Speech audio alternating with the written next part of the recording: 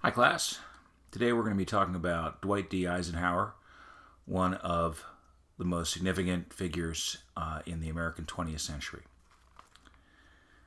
Eisenhower obviously had a huge impact on America in the 1950s, and that's the context in which we're going to be discussing him today. But I'm going to give you some background on Eisenhower so you understand him a little bit better.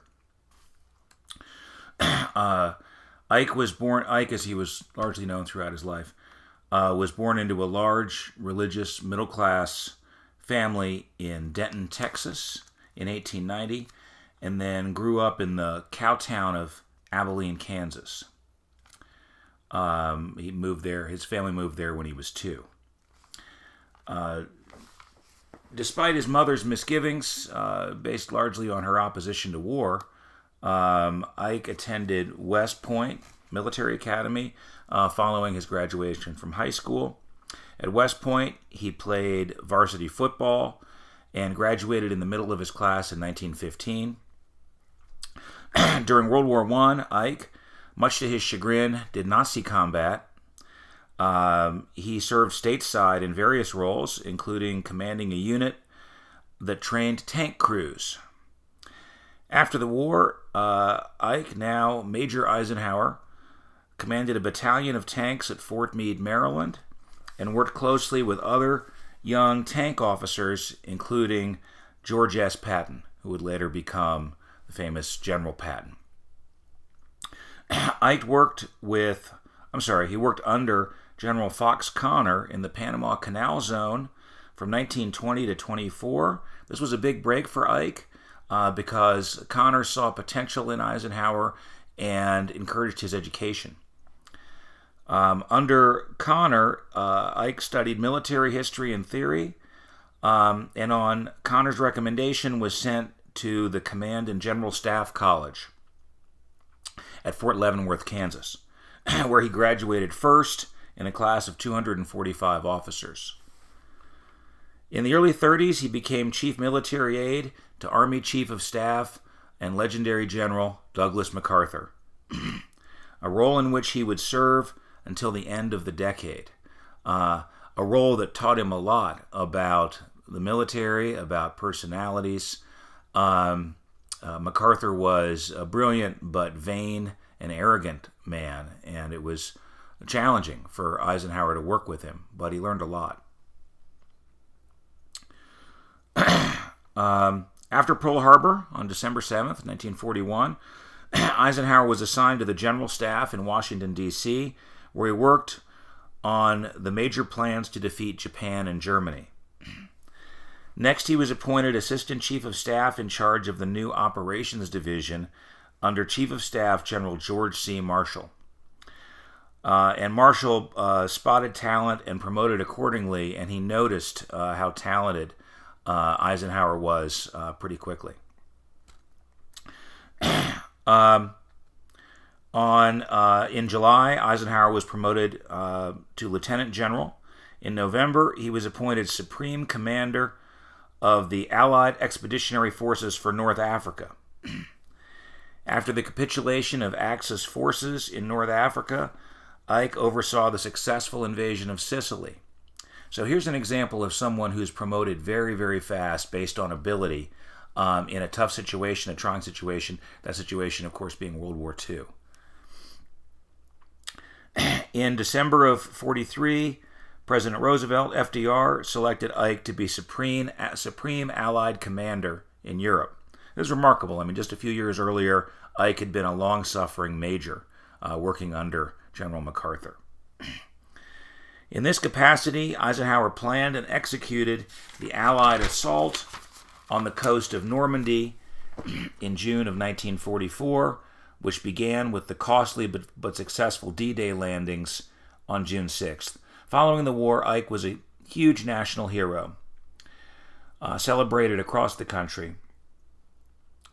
He served as president of Columbia University and as NATO Supreme Commander, and published his very successful, very popular memoir, Crusade in Europe. By 1948, both major parties wanted Ike to run for president.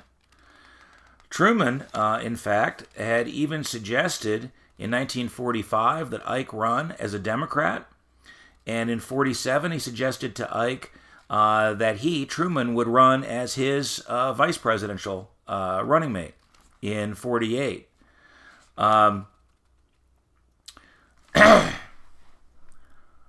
Ike demurred in 48. He was still an active military officer, and his politics were largely unknown because as a career military officer, he had never declared any party affiliation. He was, however, known to be an internationalist who favored U.S. involvement in the UN and NATO, the North Atlantic Treaty Organization. But beyond that, he was pretty much a blank slate politically. In 1951, in response to yet another overture from Truman that he run as a Democrat, Eisenhower declared that he was a Republican and had major differences with the Democratic Party. And in 1952, a draft Eisenhower movement led by Massachusetts Senator Henry Cabot Lodge began to take root in early 52. Still, Ike had not declared, and he needed to be persuaded to run for the presidency. He was not a politician, after all, but a career military man. Eventually, he became convinced that the likely GOP nominee, Senator Robert Taft, known as Mr. Republican, of Ohio, was too non-interventionist. In other words, he was too opposed to U.S. involvement in foreign affairs and in world organizations like the UN and NATO, NATO, a military alliance, of course, for the safety and good of the United States and the world, and that it was his duty to run for the presidency. He was somewhat uncomfortable on the stump early on, but by the end of the campaign, he had found his stride and was a pretty effective campaigner. Ike faced a difficult primary race against Taft, who was a major leader in the Republican Party and had been for a long time. He was the Senate Majority Leader and was a strong conservative and was really the leader of the conservative wing, the powerful conservative wing of the Republican Party at the time. He won the nomination, however, after a bruising fight, and in a nod to the Taft wing of the party, Eisenhower named the young conservative senator from California, Richard M. Nixon, who we'll hear about more later on in the course. Nixon, of course, had great conservative and anti-communist credentials based upon his investigation in the house of Alger Hiss, among other things. During the campaign, Ike stressed his fiscal conservatism, his opposition to communism and what he called democratic corruption, and his opposition to the Truman administration's approach in Korea and China. And this really enraged President Truman, who saw Eisenhower's critique as a betrayal. In October, Eisenhower promised, if elected, to go to Korea and end the war there. His unique stature guaranteed that people would take Eisenhower's promise seriously. Trading on his great popularity, Ike's campaign slogan, "I like Ike," proved highly effective. In November, he won in a landslide, defeating Illinois Governor Adlai Stevenson by 442 to 89 in the Electoral College.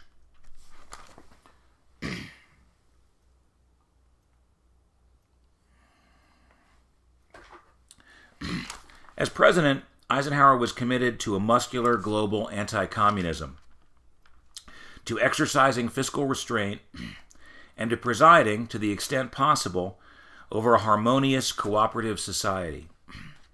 Aware that his presidency was the beneficiary of the greatest economic boom ever known to that time, although the 60s boom would surpass it, Ike was determined not to rock the boat of the wave of American prosperity.